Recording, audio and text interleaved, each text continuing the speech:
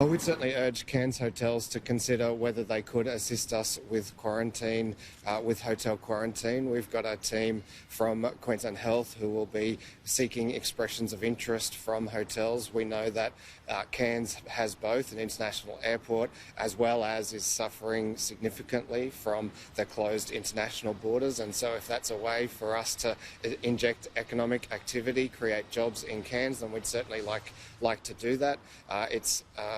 There are complications and clearly we need to work through those, but if there are hotels in Cairns right now that would like to participate in our hotel quarantine program, we'd urge them to come forward.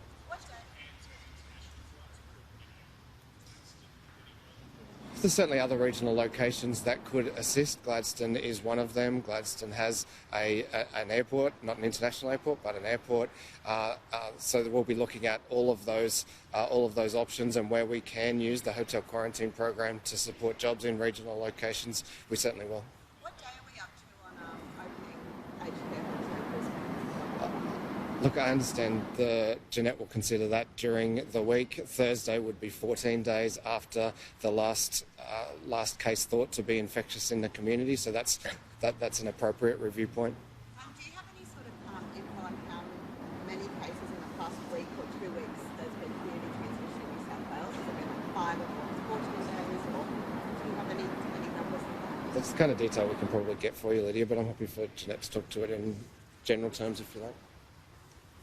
You'd be better off getting that directly from New South Wales.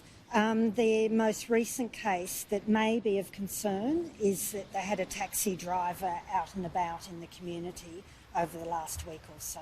So that was notified yesterday.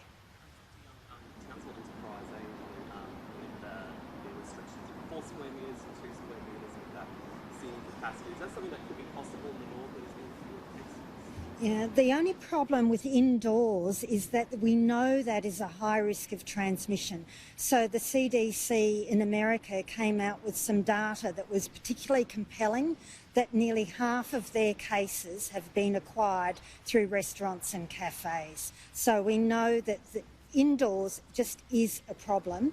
Outdoors is much, much safer, and Queensland, we have a beautiful outdoor environment, so we should, wherever possible, think about using outdoors. In the Northern Territory, they've been able to have some dancing outdoors, which is their case numbers have been so low. When will we be able to see that happen? Dancing is difficult because no matter how you manage it, you don't socially distance when you dance, and we know that is a high risk. So I think we just need to methodically, as we've been doing now since January, we just need to manage this so we go forward so we don't get transmission.